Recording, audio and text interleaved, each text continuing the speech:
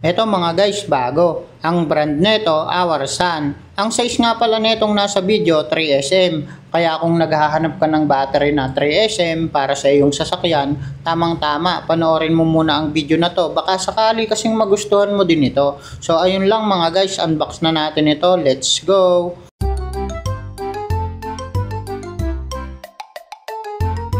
Ang kategory nga pala netong Our Sun, maintenance free. Hindi na siya kailangang tubigan. Yung tinutubigan kasi low maintenance ang tawag. At ito ang battery type niya. Meron siyang 70 Ah o 70 ampere hour.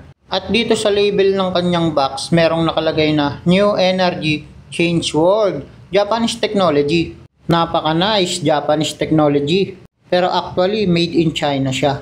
Oo mga guys, made in China siya. Pero bakit nga ba natin bibili nitong made in China na car battery? Mamaya papakita ko sa inyo. Naka-ICC na nga pala siya guys, ayan o, dahil galing pa siyang China, sinisigurado na quality yung produkto na to pagdating dito sa Pilipinas. Unbox na nga natin itong Our Sun battery.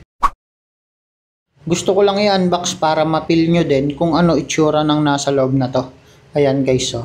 Maganda yung box niya, maganda yung kulay. Pati itong styro, maganda yung pagkakagawa. Ayan guys o. Tapos ito yung pinaka-warranty certificate. Napakaganda naman, quality naman ng gawa ng made in China mga guys. Pagka bibili kayo ng battery, hindi nyo na binabasa yan mga guys ano.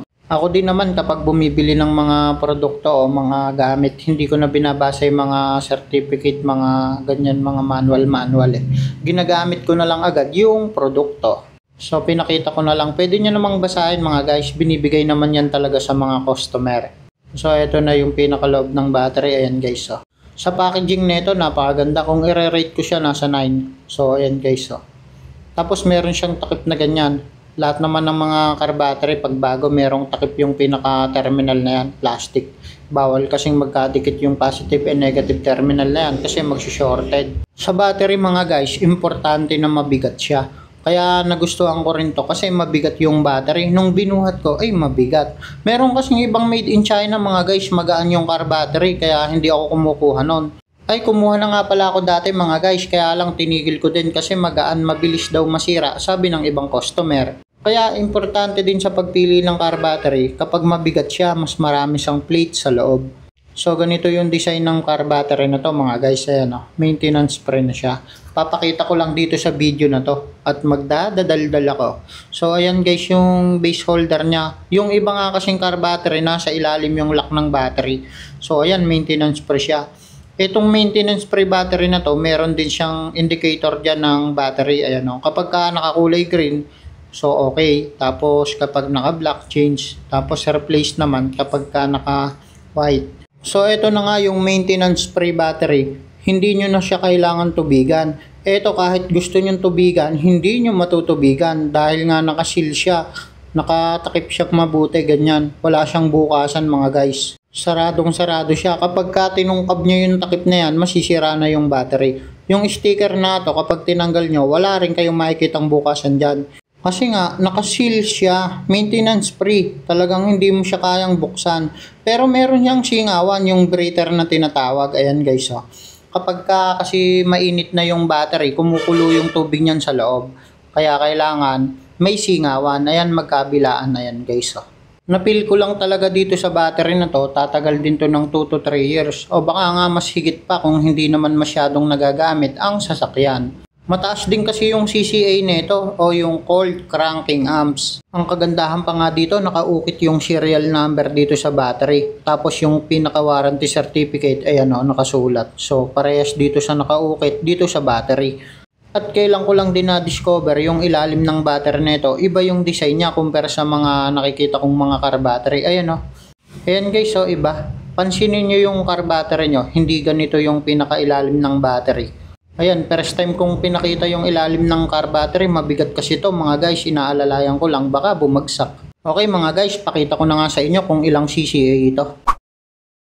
Ito guys yung gamit kong battery tester para mas accurate, ayan guys oh. Ilalagay ko na lang din yung product link dyan sa video para may idea ka kung magkano ba to. O kung gusto mo mag-order, click mo lang yan tapos order ka na, ganoon. Sa pag-test naman nito, kahit ano mauna, negative o positive, walang problema. Kapag nagkabaligtad naman yan, hindi naman masisira yung tester nyo pero hindi lang siya gagana.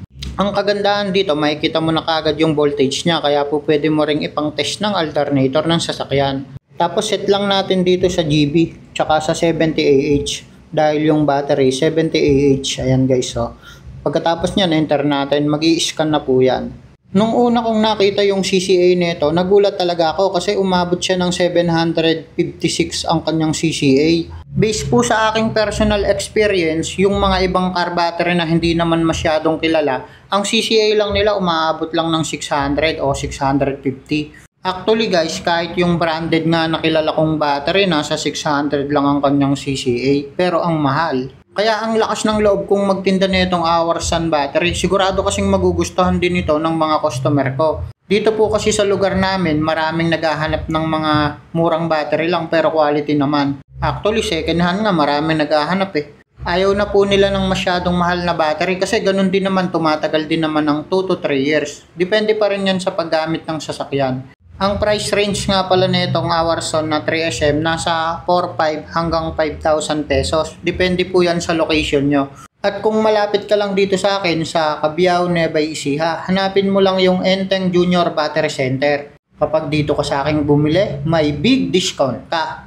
At madami pa akong ibang battery dito na tinitinda, madami kayong pagpipilian. Ikaw guys, ano ba yung battery gamit mo ngayon at ilang taon na po yan? Pa-comment naman ako mga guys. So ayun lang mga guys, huwag kalimutan mag-subscribe. Maraming salamat po, sana nakatulong.